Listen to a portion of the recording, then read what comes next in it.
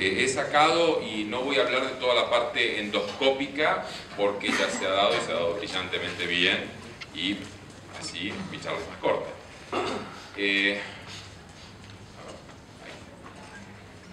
A ver, claramente el rol que le asignamos a la cirugía laparoscópica y la cirugía laparoscópica específicamente relacionada con la cirugía bariátrica y metabólica es muy grande. Con el doctor Mariano Palermo y el doctor Michel Gañé y la colaboración de muchos amigos de muchos lugares, hemos hecho este libro de 2 tomos sobre cirugía, donde cual ustedes ven que la parte que es bariátrica es realmente importante, porque así lo consideramos. Igualmente, nosotros en la actualidad a los alumnos les enseñamos cirugía y un capítulo específicamente del libro de pregrado y para residentes de cirugía es cirugía bariátrica y metabólica. O sea que claramente le damos mucha importancia. ¿Y por qué digo estas 2 cosas? Porque voy a hablar de complicaciones, voy a hablar de todo lo malo que tiene la cirugía laparoscópica. Entonces, a veces pareciera que es un poco, digamos, ofensivo, porque bueno, pero toda cirugía tiene complicaciones. Las cirugías que no tienen complicaciones son las cirugías que no se hacen. Entonces, lo que sí tiene que ser un porcentaje de complicaciones aceptable y bajo. Cuando uno decide qué tratamientos va a hacer, tiene que tener presente que las complicaciones, la mayoría de ellas, van a ser cuando el paciente todavía no disminuyó de peso, lo cual hace realmente muy complejo el manejo de estos pacientes. Es así que las complicaciones que ocurren en diferentes, obviamente la manga tiene un poco menos, el bypass tiene un poco más de complicaciones, pero también las complicaciones más importantes, y por eso es lo que más se ha hablado, es lo que está relacionado con fístulas, que pueden estar o no relacionados también con colecciones abdominales. Lo que es interesante, cuando uno lee los trabajos, múltiples trabajos, uno observa y dice, bueno, la posibilidad de filtraciones es del 1.5% en general. Y uno dice, bueno, perfecto, es muy baja. Es más, dice, la mortalidad es de 4 en 2.800, o sea que 0,14 es bajísima. Pero el número que no dice el trabajo, que es el número real, es que se murieron 4 de los 44. Entonces la mortalidad en realidad es del 9%. ¿Qué significa esto?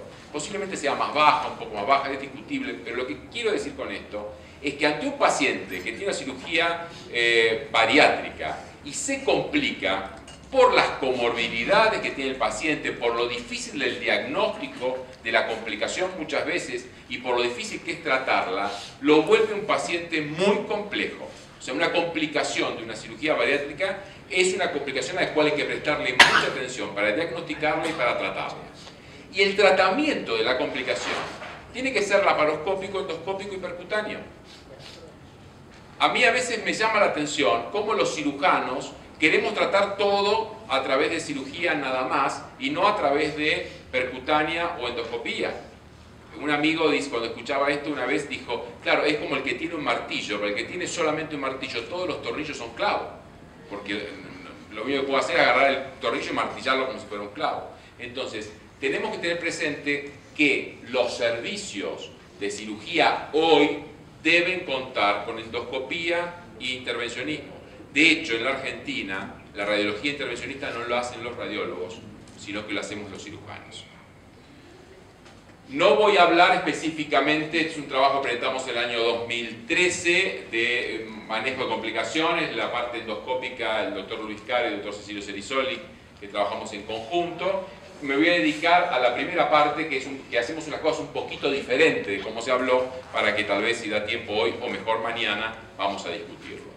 Primero, si bien es cierto que el margen de complicaciones de la cirugía de bypass es un poco más alta, el porcentaje de complicaciones de fístulas se ve más, y por lo menos en nuestra experiencia, nosotros tenemos la suerte que somos un centro de derivación, tanto en la actividad pública como en la privada, de manejo de complicaciones. O sea que yo les diría que prácticamente todos los centros de Buenos Aires de bariátrica, o un porcentaje muy alto del centro de bariátrica de Buenos Aires, nosotros tratamos las complicaciones. O sea que tenemos una experiencia que es interesante y sobre todo les digo esto para que vean que no tenemos tantos casos solamente nosotros, porque dirían, por Dios, esta gente hace las cosas bastante mal. Es así que el 60% de las filtraciones que nosotros estamos viendo, lo estamos viendo después de SLIM. La idea en general es que si se ve una filtración en el posoperatorio inmediato dentro de la primera semana, en general se prefiere una relaparoscopía, pero si ya es más crónica, no. Entonces, porque en definitiva lo que uno haría es drenar, etcétera, y cualquier sutura o quisiera que hacer no tendría ningún sentido, por lo tanto no tendría sentido hacer una relaparoscopía en estos pacientes. Es así que nosotros, los pacientes que tienen fístula, con o sin colección agregada, pero en general sí tienen colección, porque si no muchas se podrían tratar de forma endoscópica, solamente las tratamos mediante drenajes percutáneos, con la idea de tratar la colección si esta existiera y dirigir la fístula evitando cavidades intermedias. El problema es que el drenaje percutáneo de estas colecciones es complejo. Es complejo, ¿por qué? Porque son pacientes obesos. El drenaje no se debe hacer por ecografía, hay que hacerlo por tomografía computada. ¿Por qué no hay que hacerlo por ecografía? Porque justamente por la obesidad se ve muy mal, y como en general son colecciones que son centrales y profundas, o porque están muy profundas y cerca del componente donde se operó, a nivel generalmente alto, sobre todo en las SLIM, que son componentes en la parte alta del estómago, la unión estómago-esófago, o están pegados al diafragma, porque por un tema de presiones la colección tiende a irse por presión negativa hacia la zona diafragmática, no llegamos bien en forma segura con la ecografía. Aparte, la ecografía no nos permite ver bien estructuras, por ejemplo el colon, etcétera, que podrían haberse interpuesto y podríamos tener mayores complicaciones. Por lo tanto, lo hacemos en tomografía, pero no en todos los tomógrafos entran estos pacientes. O sea, necesitamos que sean tomógrafos que entren, y cuando entran es muy difícil, hay muy poco espacio para trabajar, lo cual lo hace muy complejo, y después les voy a decir un poco los resultados que hemos tenido. Una vez que nosotros le colocamos el drenaje, lo que hacemos es esperamos, no hacemos fistulografía ni nada, esperamos, porque muchos resuelven espontáneamente. Si esto no resuelve espontáneamente, ahí hacemos una fistulografía donde, si bien tenemos en todos lados fístulas, en general, sobre todo en secundarias SLIM, están altas. Si tiene una cavidad intermedia, nosotros vamos a drenar cavidad intermedia. No hay manera que cierre una fístula con cavidad intermedia. Entonces, esos pacientes los vamos a drenar, y generalmente esas cavidades intermedias están, como en el caso que están viendo ahí, están bien altas y pegados al diafragma. Ahí está la fístula, ahí está el trayecto intermedio, ahí está la cavidad intermedia y después el trayecto hacia afuera. Acá, este está esto sí que es en vivo y en directo. Qué raro, ¿por qué no puedo? Bueno, déjalo, mientras yo no diga ninguna barbaridad, no hay problema. En definitiva, lo que estamos haciendo acá es... Ops. A ver, perdonen. Voy de nuevo. Ahí, a ver. Bueno, lo que estamos haciendo ahí es un paciente al cual le pusimos un stent. En cuanto a los stents, a nosotros la experiencia que hemos tenido es que los stents que son parcialmente recubiertos, hemos tenido algún problema en sacar alguno, lo cual es un problema porque son pacientes de edad intermedia, más vale joven, y que dejarles el stent ahí es una calamidad, y hemos tenido problemas. Los stents metálicos totalmente cubiertos, se nos han caído más de uno, más de lo que nos hubiera gustado. Algunos se pueden resolver de forma endoscópica y algunos no, o sea que es un tema. Y a nosotros lo que más nos gusta, y esto yo estuve con Todd Baron ahora hace un tiempito, y que estuvimos discutiendo otros temas, en realidad más hepatobiliares, pero también uno de estos, y a él no le gustó nada, pero nosotros lo que hacemos, hemos vuelto al stent plástico expandible, a lo cual lo fijamos con un hilo acá, el tiempo que lo tenemos a través de la nariz, con un hilo de seda largo. No es muy agradable para el paciente, no es muy cómodo, pero con eso no se cae, y los resultados han sido un poco mejores. Y aparte tenemos otro problema con los stents que le voy a mostrar después. Pero a este paciente le pusimos el stent, igual tenía fístula, y la fístula después hizo la cavidad intermedia. Entonces lo que hicimos es, con paciencia fuimos drenándolo, llegamos hasta la cavidad intermedia, que ustedes se ven cómo se va llenando ahí con contraste, después que está ahí llena, lo que hacemos es lo siguiente. Ponemos el introductor, recuerden que la radiología intervencionista la hacemos nosotros, los cirujanos, nos metemos con un alambre en la cavidad intermedia y otro alambre nos vamos hacia donde está la fístula. ¿Por qué? Porque uno de los catéteres tiene que estar muy pegado, porque si te queda lejos, queda en la cavidad intermedia, no va a drenar bien. Una vez que hacemos estas dos cosas, le ponemos los dos alambres, acá estamos poniendo los dos, y acá está un problema que nos pasa a veces con los stents, que el stent queda muy bien la parte de arriba, pero que la fístula se sigue llenando porque por abajo, por los costados, sigue perdiendo. Y esto es un problema. Ahora estamos poniendo stents más largos, y con stents más largos esto está un poco mejor. Pero es un tema, bueno, por ahí es demasiado técnico, no es para la hora esta, pero si quieren lo podemos charlar después. En definitiva, lo que hacemos es drenamos la cavidad y drenamos la fístula muy cercana en este tipo de pacientes. En cuanto a endoscopía, no lo voy a hablar porque ya se habló. Lo que sí les digo que los pacientes en los cuales nosotros hacemos tratamiento médico, el tratamiento nutricional, que es muy importante, y hacemos el tratamiento de drenaje de la parte séptica. Con eso, el 65% se termina el problema. En el 4% que no se termina, si no se colocó stent, hay que pensar en colocar el stent. Y si el stent se colocó y no anduvo, bueno, hay que pensar en alguna resolución más endoscópica. Nosotros, en algunos pacientes, seguimos utilizando goma sintética o cosas para no tener que volver a una cirugía o convertir un slip en una banda, cosa que a veces es necesario cuando esto fracasa. A veces, y es un trabajo del doctor Michel Gagné y Mariano Palermo, las fístulas son más raras. Esta fue una fístula que ellos tuvieron, eso cuando vos estuviste allá, ¿no? con el colon, y lo solucionaron con un stent. Este es el resultado. Ahora, lo que sí hacemos y le damos mucha importancia es a la alimentación.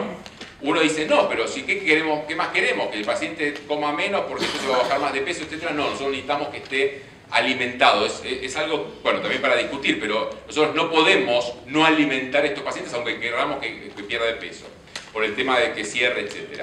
Y ahí hacemos alimentación por boca, o hacemos alimentación a través de una sonda, o en pacientes que no lo toleran, porque hay pacientes que psicológicamente no lo toleran, etc. Hemos llegado a poner sondas a través de la fístula. Uno dice, pero no se va a cerrar nunca. Sí, se cierra sobre el catéter que lo utilizamos para alimentarlos, el catéter que llamamos transayuno, como en este caso. O sea que esto sí, y esto es otro caso más, esto sí, las complicaciones de cirugía bariátrica es cirugía a medida. O sea, la ropa uno la puede comprar en un supermercado o en un centro súper exclusivo. Para esto hay que hacer centro súper exclusivo, o sea hay que pensar paciente por paciente. A veces tenemos colecciones sin fístulas. Bueno, estos se tratan como cualquier colección abdominal en forma percutánea, recordando que es complejo. Y uno tiene que hacer un montón de trucos. Por ejemplo, a veces nos vemos obligados a atravesar el hígado para drenar en forma percutánea la colección. O sea que hay que pensarlo muy bien, y hay que pensar muy bien el vaso, etc. Yo tengo un vaso atravesado por la mitad, y este no fue mis colaboradores, que fue el fellow, que yo me distraje, no fui yo, que le atravesé el vaso por la mitad. Seguramente por una cuestión de respeto a mis canas no pasó nada, pero podría haber sido una tragedia. Una complicación que no se habló acá, pero nosotros hemos visto en 2 oportunidades, es la dilatación gástrica aguda post-bypass. De eso tenemos 2 pacientes, uno que fue una dilatación gástrica que fue aguda por gas, por aire, y otro que fue un poco más allá en el tiempo, que fue después de los 15 días y que fue por líquido. A los 2 los pacientes llegaron en muy mal estado general. Este fue el aire, los drenamos y lo que hicimos a los 2 casos fue una gastrostomía percutánea, lo cual es facilísimo, radiológica, porque el estómago está enorme, ya sea con líquido o con aire, en este caso con aire y en este caso con líquido. El que fue con aire, con la gastrostomía se solucionó, dejamos la gastrostomía durante un mes para que se pegara bien, etc. y después lo sacamos y no pasó nada. Este paciente después se reoperó y lo que tenía era una brida interna, pero salió el paciente los primeros días, se pudo compensar y después reoperar. Y ahora termino con el tema que no es una complicación, sino que es una consecuencia del descenso de peso, que es la litiasis vesicular y ocoledociana que uno ve. En nuestra experiencia, ante un paciente que tenga litiasis vesicular y coledociana post-bypass, no le hacemos endoscopía o un procedimiento en la vía biliar y otro en la vesícula, sino que directamente hacemos todo de forma laparoscópica. De forma laparoscópica tratamos la vesícula y en general transístico, porque una cosa se dijo, no sé quién lo dijo, pero comparto totalmente, que la mayoría de la litiasis en estos pacientes coledociana es relativamente pequeña en vías biliares que no están muy dilatadas. Entonces transístico lo resolvemos de una manera que después les voy a contar. Y colecistectomía, si tiene colectomía previa y tiene litiasis coledociana, que en la actualidad tenemos 10 pacientes tratados como le voy a contar, bueno, las opciones son, si el paciente, 10 con la parte divertida que es la percutánea, tenemos pacientes que si la vía biliar está dilatada y litiasis grande, más de 2 centímetros, que esto no es habitual, le hacemos, el cálculo tenga más de 2 centímetros, lo que hacemos es laparoscópica. ¿Por qué? Porque con ese tamaño, tanto sea endoscópico, percutáneo, tratar esa litiasis hay que romperla, es demasiado problema, es mejor, es más fácil hacer un procedimiento laparoscópico. Por el contrario, si la vía biliar no está muy dilatada, la litiasis es mediana o menor, o sea, menos de 2 centímetros, hacemos tratamiento percutáneo. No nos gusta el tratamiento endoscópico y de eso vamos a hablar. ¿Qué es lo que hacemos entonces con la ectomía previa, litiasis coledociana, vía biliar dilatada? Este es un paciente que lo drenamos en forma percutánea porque llegó con colangitis a la consulta. Nos dimos cuenta, o el paciente se dio cuenta que tenía litiasis había pasado desapercibido en los laboratorios, etcétera, y llegó con colangitis, lo drenamos, fíjense los cálculos eran grandes, y ahí está el doctor Palermo haciendo señas para la fotografía, el cual se está resolviendo en forma laparoscópica. En general, lo que hacemos que si tiene un drenaje previo, hacemos coledocotomía ideal y nada más. Uno podría terminar en coledocoduodeno, que es una pésima operación, salvo en estos pacientes, como tienen un bypass gástrico, en realidad funciona casi como si fuera una hepático-yeyuno. Sería una excepción en poder hacer coledocoduodeno en gente joven. Esto, bueno, es un trabajo que habla justamente de la posibilidad de hacer coledocoduodeno en estos pacientes. Ahora, ¿qué pasa si él tiene una colecistectomía previa y no está muy dilatada? Bueno, uno dice, hacemos tratamiento endoscópico, etcétera, pero no es tan fácil el tratamiento endoscópico. Ya vimos, Albino mostró que hay que hacer una serie de trucos. Por eso, claramente, al paciente que tiene el bypass, el endoscopista no llega fácilmente y tiene que hacer una serie de trucos para poder llegar. Y esos trucos son complejos, llevan tiempo, en manos muy habilidosas son exitosos y no demasiado, pero una técnica que requiera gente muy habilidosa es una técnica que hay que ponerse a pensar si es aplicable para todos lados, que es lo que uno tiene que pensar cuando trata a estos pacientes. Es así que en este trabajo, que es interesante y que es de marzo de este año, hablan de que la tasa de éxito con doble balón, etcétera, o sea, llegando para hacer la colangiopancreatografía en forma reversa, es un porcentaje del 64%. Es un porcentaje bajo. O sea, ¿qué significa? Que casi la mitad de los pacientes no se va a poder hacer y lo van a hacer pasar con anestesia, etcétera, un procedimiento que tal vez no pueda hacerse. Porque no solo es difícil llegar, sino que tiene que ser un buen endoscopista para un endoscopio que no es visión lateral, sino es visión frontal y que encima está llegando por el otro lado donde siempre está acostumbrado a venir, que entra por arriba. Entonces, bueno, si uno tiene un endoscopista muy avesado, lo puede hacer, pero no es lo habitual, por lo menos en nuestro medio en Buenos Aires, y tenemos buenos endoscopistas.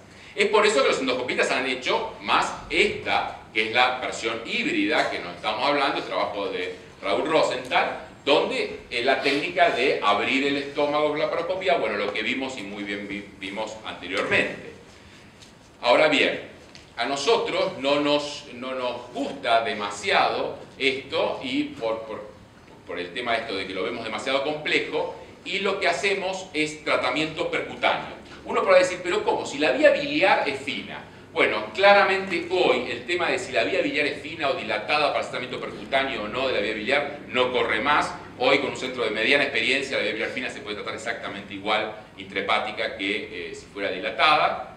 nosotros hacemos un truco, no sacamos los cálculos, sino que los empujamos al duodeno, y esto le dice, pero te puede dar pancreatitis, la experiencia endoscópica, pero es diferente cuando se en forma percutánea, pues nosotros lo que hacemos es introducimos un alambre, colocamos un alambre y después dilatamos con balón, dilatamos hasta 18 o 20 milímetros, es una experiencia que tenemos en más de 300 pacientes, o sea que es una experiencia global, no solo para bariátrica, obviamente, bariátrica son solo 10 casos, pero el resto son por otras causas, incluso algunas laparoscópicas, y es lo que estamos haciendo cada vez más, esta dilatación anterógrada con balón. En definitiva, ¿qué es lo que hacemos? Tiene los cálculos, nos metemos con algunos por la izquierda, otros por la derecha, etc. Nos metemos, le ponemos 2 balones, nos gusta 2 balones más que uno, es un tema técnico que lo podemos charlar después, y después hacemos flashing o con la canastilla y los empujamos al duodeno, y con eso se terminó el problema. Tenemos pancreatitis por lo que ustedes quieran, pero por esto no. Bueno, y esto es para mostrarles que a veces en cálculos más grandes, pero que no son cuadrados, sino son bien rectangulares, o sea que son largos pero no son tan anchos, también se puede hacer el procedimiento y fíjense la dilatación que se logra, etc. Entonces creemos que es más rápido y es más sencillo cuando uno aprende la técnica percutánea y se puede resolver perfectamente bien. Esta es mi última diapositiva. Es interesante que nosotros somos un centro que tenemos mucha experiencia también en intervencionismo y tenemos muchos drenajes percutáneos de colecciones. El año 2006 hicimos un trabajo con 6 centros de toda Argentina que hacían percutánea, centros quirúrgicos que hacían percutánea. Juntamos 625 pacientes y la tasa global de complicaciones fue de 6%. La tasa de complicaciones nuestra ahora está bastante por debajo del 6%. Ahora, cuando vimos la experiencia de nuestros 26 casos en cirugía bariátrica, tuvimos 6 complicaciones, 23%. ¿Por qué es esto? Porque es más complejo tratar pacientes percutáneos. Las colecciones son complejas y eso hay que tenerlo presente, es difícil. Conclusiones. El drenaje percutáneo tiene un lugar también en los procedimientos bariátricos, la parte endoscópica la saqué obviamente, las colecciones recordar que son subdiafragmáticas o muy centrales y esto lo hace complejo en pacientes obesos y obviamente el manejo multidisciplinario en serio entre endoscopistas, nosotros nos gusta decir cirujanos percutáneos y cirujanos bariátricos es mandatoria para tener buenos resultados. Nada más, muchas gracias.